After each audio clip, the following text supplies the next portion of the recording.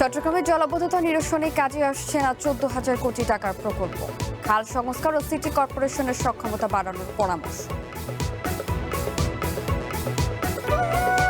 টানা বর্ষণে উত্তাল সুনামগঞ্জের হাওর অঞ্চল, ঢেউয়ে ভাঙছে বসত ভিটা, দিশেহারা অনেকে। প্রতিরক্ষা দেয়ালের দাবি করলেও মেলেনি সমাধান।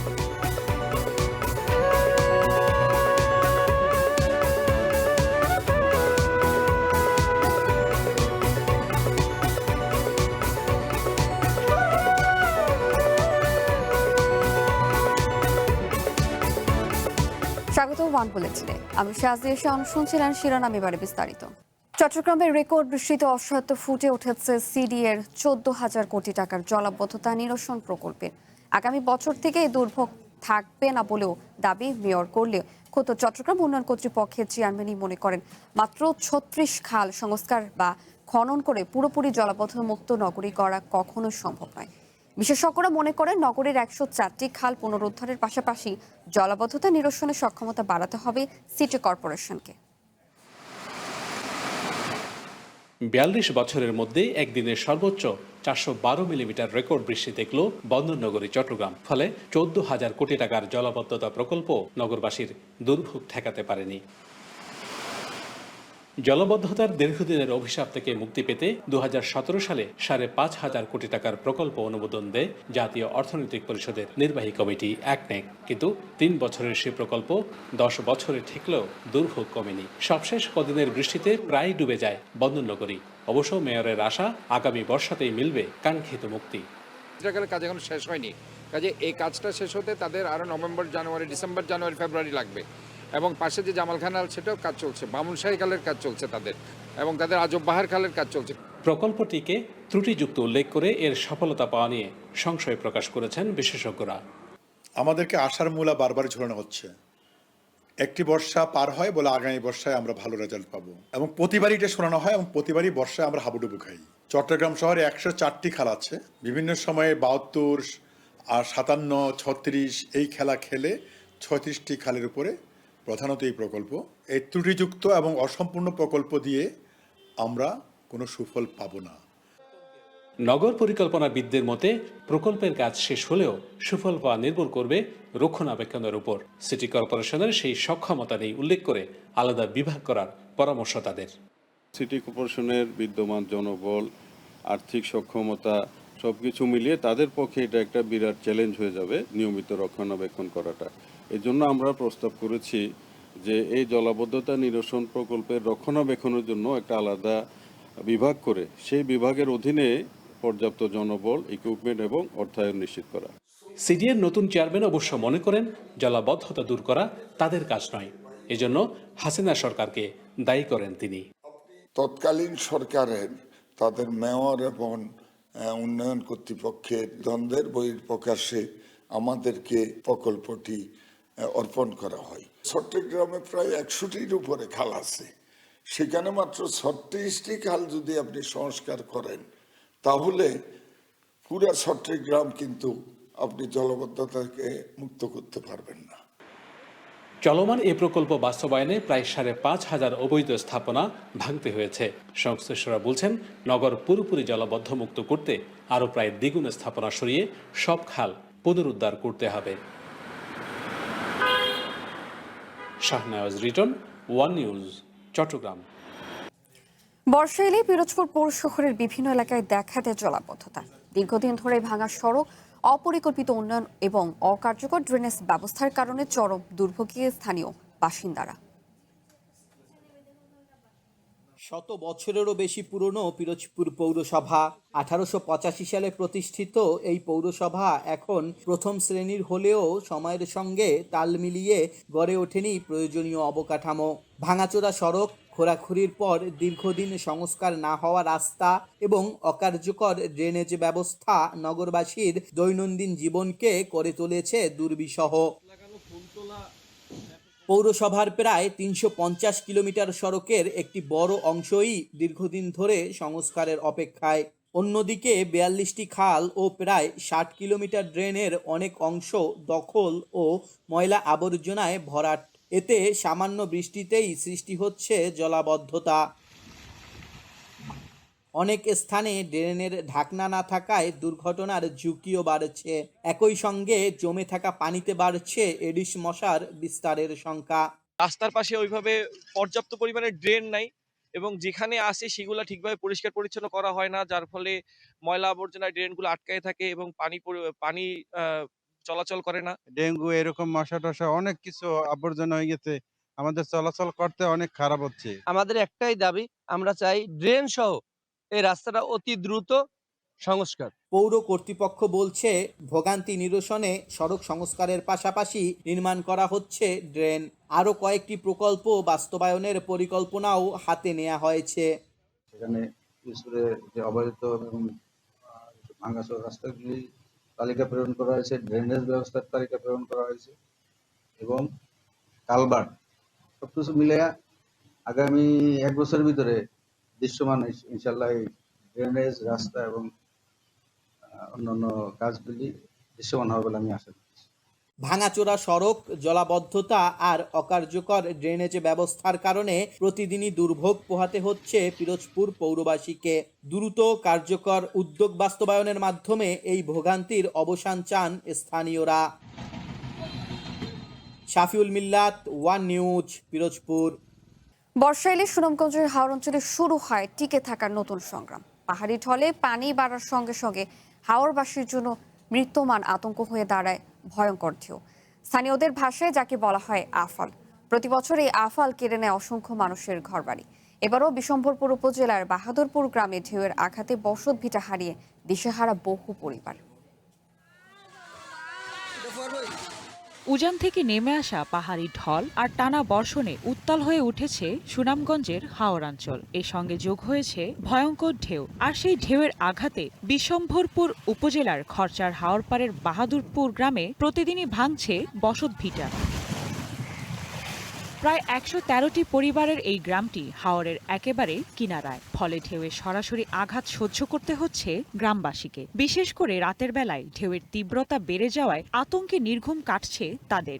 এরই মধ্যে হাওরে বিলীন হয়ে গেছে ২০টি পরিবারের ঘরবাড়ি। অনেকেই নিরাপদ স্থানে সরে যেতে বাধ্য হচ্ছেন। কেউ আবার বাঁশ, গাছের খুঁটি ও কচুরিপানা দিয়ে অস্থায়ী বাঁধ তৈরি করে শেষ সম্বলটুকু রক্ষার চেষ্টা করছেন। এই বাঁশ বাড়ি দিয়ে আমরা কোনো ঠিকঠাকানা রাখতে পারি না। আমরা রাইতে দিনে কোনো গুম ধরে না। ঘর ভাঙিয়ে দেবে, ঘর দর ভালাইয়া ক্ষমা করে যে করে। ট্রেন যা আছেন সবটা ভাঙিয়েছে, ঘর দর আছে নকলটা ভাঙিয়ে নিয়ে থাকে। গ্রামবাসীর অভিযোগ, প্রতি বছর একইভাবে ঘরবাড়ি হারালেও স্থায়ীভাবে ঢেউ প্রতিরোধের কোনো উদ্যোগ নেওয়া হয়নি। প্রতিরক্ষা দেয়াল নির্মাণের দাবি জানিয়ে আসলেও মেলেনি কার্যকর সমাধান। কোনো পরিকল্পনা নিত তাহলে আমরা মনে হয় বাঁচার একটা উপায় হলো না। এই বন্যার কারণে কোনো চলাফেরা কোনো কিছু করতে পারতাছি না। ওয়াল দিছিলাম, ওয়াল একবার নিচে ভাঙ্গে না একবার বাংলা হতে আছে। কিভাবে থাকবো? আপনারা যদি একটু আমরা উৎসাহ না করেন তাহলে আমরা থাকার কোনো আর সম্ভব নেই। জেলা প্রশাসন বলছে ক্ষতিগ্রস্ত পরিবারের তালিকা করে জরুরি সহায়তা দেওয়া হবে। এগুলোতে রুটিন বরাদ্দ দেওয়া আছে। সো এটা উপজেলা নির্বাহী অফিসারগণ সেটি তথ্য জানাপূর্বক সেটি ব্যবস্থা নেবেন। সাথে যখন হয়তো যদি নদীর পানি যেটা আসে বা জেনুইন যে বন্যাটা সেটা আসার জন্য আমরা প্রস্তুত আছি। প্রতি বছরই পাহাড়ি ঢল আর আফালের আঘাতে ঘরবাড়ি হারাচ্ছেন হাওরবাসী। তবে স্থায়ী সুরক্ষা ব্যবস্থা ও পুনর্বাসনের কার্যকর উদ্যোগ না থাকায় বর্ষায় এলেই একই দুর্ভোগে পড়ছেন হাজারো মানুষ। One national desk. রাজধানীর খিলগাঁও দক্ষিণ গোরান থেকে সানজিদা আক্তার মারিয়া নামের এক গৃহবধূর মরদেহ উদ্ধার করেছে পুলিশ। লালমাটিয়া মহিলা কলেজের শিক্ষার্থী ছিলেন তিনি। এ ঘটনায় তার স্বামী সাইফুল ইসলামকে আটক করেছে পুলিশ। শুক্রবার রাতে দক্ষিণ গোরান এলাকার বাসা থেকে সানজিদার মরদেহ উদ্ধার করা হয়। নিহতের ভাই জানান রাতে ফোনে না পেয়ে গোরানে গিয়ে মারিয়াকে মেঝেতে পড়ে থাকতে দেখেন তারা। ফলে পুলিশ মরদেহ উদ্ধার করে। নিহতদের পরিবারের অভিযোগ, বিয়ের পরে থেকেই মারিয়াকে মানসিক ও শারীরিকভাবে নির্যাতন করত সাইফুল। ছিলেন অনলাইন জুয়ার আসক্ত। ঘটনাটি পরিকল্পিত হত্যাকাণ্ড বলে ধারণা করছে পুলিশ।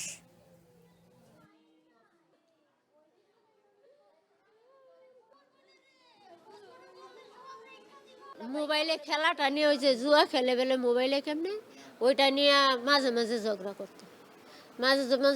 করতো, কিন্তু আমি শুনতাম। এক রুমেই ছিলাম, মায়া খাটে থাকতো, আমি নিচে শুইতাম। আমার মেয়ের উপরে অনেক জিদ খাটাইতো। তখন জামাই মানুষ দিকে তারপরও কিছু বলিনি যে ওরা ওই মিটটা যাবে। কিন্তু আমার মেয়ে ভিতরে অনেক কিছু গোপন রাখছে। আমি নিজে ঘটনাস্থলে যাই এবং গিয়ে আমাদের যে মৃতদেহ দেখে এবং যে ফাঁসির যে দড়ি আলামত দেখে আমাদের সন্দেহ হয় যে এটা আত্মহত্যা না, এটা হত্যা হতে পারে। আমরা সেই হত্যার রহস্য উদ্ঘাটনের চেষ্টা করতেছি এবং লাস্ট পোস্টমর্টমের জন্য ঢাকা মেডিকেল কলেজে প্রেরণ করা হয়েছে।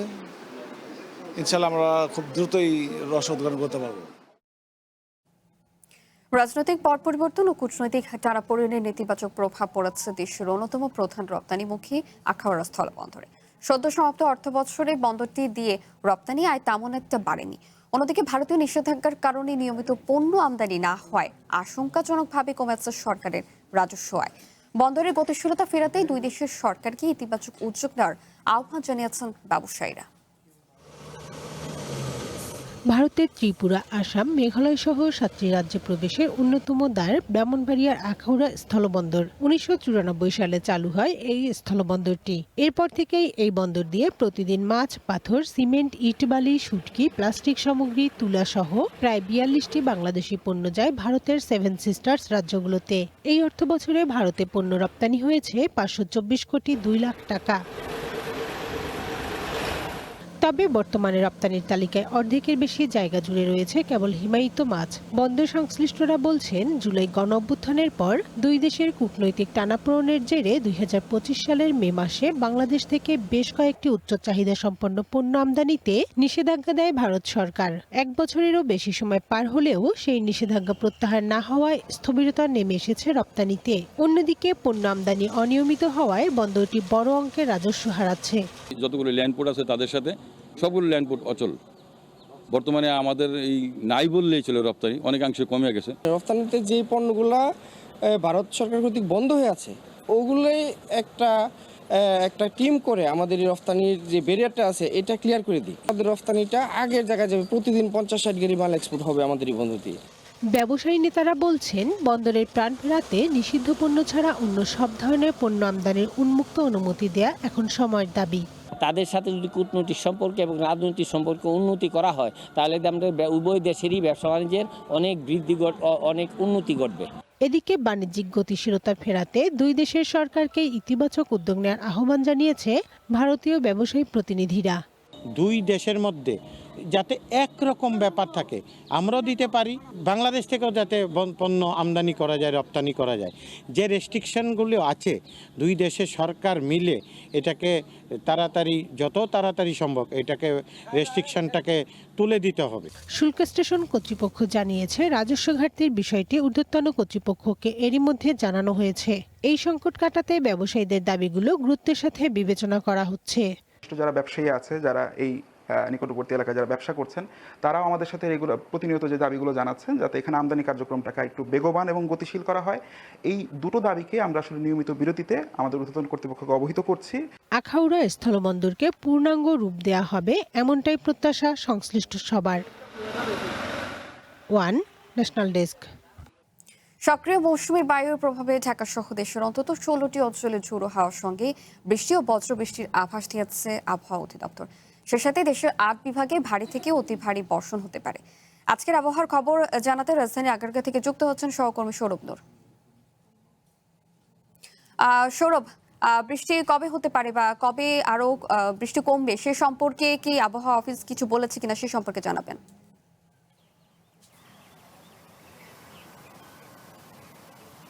গত 4 দিন ধরে কিন্তু রাজধানী সহ দেশের বিভিন্ন অঞ্চলে বা বলা যায় যে 8টি বিভাগের প্রায় প্রতিটি অঞ্চলেই কম বেশি বৃষ্টি হয়েছে। কোথাও মাঝারি থেকে ভারী বৃষ্টি, কোথাও আবার হালকা বৃষ্টি। আমরা কিন্তু গত 4 দিন ধরেই দেখছি রাজধানী শহরে যে কখনো থেমে থেমে বৃষ্টি, কখনো বা ভারী বৃষ্টি, রাতে দিনে কিংবা সকালে সেই বৃষ্টির চিত্র কিন্তু আমরা গত 4 দিনে দেখছি। আজকে সকাল থেকেও কিন্তু রাজধানীর আকাশ মেঘাচ্ছন্ন। সকাল থেকেই কিন্তু সূর্যের যে মানে উজ্জ্বল আভা সেটি কিন্তু খেয়াল করা যাচ্ছে না, মেঘের কারণে সেটি ঢাকা পড়েছে। মানে সকাল থেকেই রাজধানীবাসীর মনে একটা থমথমে শঙ্কা যে কোনো সময় বৃষ্টি নামবে। আবহাওয়া অধিদপ্তর তাদের পূর্বাভাসেও কিন্তু সেই শঙ্কার কথাই বলছে যে রাজধানী সহ দেশের বিভিন্ন অঞ্চলে আজও মাঝারি থেকে হালকা বৃষ্টি হতে পারে।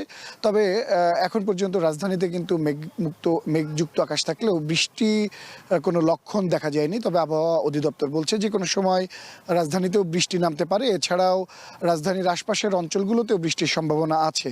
তবে আবহাওয়া অধিদপ্তর বলছে যে আজকে বৃষ্টি হলেও সেটি সন্ধ্যার পর থেকে মানে আগামীকাল থেকে পুরোপুরি বৃষ্টির যে প্রভাব বা সম্ভাবনা সেটি চলে যাবে এবং ক্রমেই আবার যে মৌসুমী বায়ুর সক্রিয়তা সেটি কমবে এবং গরম বাড়বে বলেও কিন্তু আবহাওয়া অধিদপ্তর জানাচ্ছে। এর পাশাপাশি যে উত্তর অঞ্চল এবং দক্ষিণ অঞ্চলে এখন পর্যন্ত বন্যা চলমান, সেখানেও কিন্তু বৃষ্টি উত্তর অঞ্চলে কমেছে এবং দক্ষিণাঞ্চলেও আগামী কয়েকদিনের মধ্যে থেকে সে বৃষ্টি কমে আসবে বলে তারা শঙ্কা করছেন। তবে আজকের বৃষ্টিতে আবারও পাহাড় ধসের সম্ভাবনা আছে বলেও তারা সতর্ক করেছেন। সৌরভ, আপনাকে ধন্যবাদ। রাজধানী আগারগাঁও থেকে আবহাওয়ার সর্বশেষ তথ্য জানাচ্ছিলেন সৌরভ। ইরানের সাথে আলোচনা চালিয়ে যেতে সম্মত হলেও যুদ্ধবিরতি শেষ বলে মন্তব্য করেছেন প্রেসিডেন্ট ডোনাল্ড ট্রাম্প। শুক্রবার সামাজিক যোগাযোগ মাধ্যমের বার্তায় তিনি দাবি করেন সমঝোতার জন্য অনুরোধ করেছে তেহরান। তবে ট্রাম্পের এমন দাবি নাকচ করেছে মাসুদ পেজেশকিয়ানের প্রশাসন। দেশটির পার্লামেন্ট স্পিকার বাঘির গালিবাফ জানিয়েছেন ইরান কখনোই আত্মসমর্পণ করবে না। সমঝোতা স্মারক থেকে ওয়াশিংটন পিছু হটে তেহরান নিজের প্রতিরক্ষায় প্রস্তুত রয়েছে বলেও হুঁশিয়ারি দেন তিনি। এদিকে পাল্টাপাল্টি সংঘাতের মধ্যেও কূটনীতির অংশ হিসেবে কাতারের মধ্যস্থতাকারীদের ইরানে প্রবেশের অনুমতি দেওয়া হয়েছে বলে জানিয়েছে দেশটির পররাষ্ট্র মন্ত্রণালয়। এদিকে আমেরিকার গণমাধ্যমগুলো জানাচ্ছে হরমুজ প্রণালীতে হামলা ও হুমকি বন্ধে ইরানের প্রকাশ্য প্রতিশ্রুতির জন্য চাপ বাড়াচ্ছে ট্রাম্প প্রশাসন। গাজা উপত্যকায় ইসরায়েলি ড্রোন হামলায় অন্তত 6 জন নিহত হয়েছেন। হামলায় হামাসের মুখপাত্র হাজেম কাসেমের গাড়ি লক্ষ্য করা হয়েছে বলেও জানাচ্ছে নিরাপত্তা সূত্রগুলো। ঘটনার সময় তিনি গাড়িতে না থাকায় অল্পের জন্য বেঁচে যান। তবে নুসাইরাত শরণার্থী শিবিরে চালানো এই হামলায় তার দেহরক্ষী সহ 2 জন নিহত হন। আহত হন আরও বেশ কয়েকজন। এছাড়া উপত্যকাটির অন্যান্য এলাকায় আইডিএফ এর হামলায় আরও 4 জন নিহত হয়েছেন।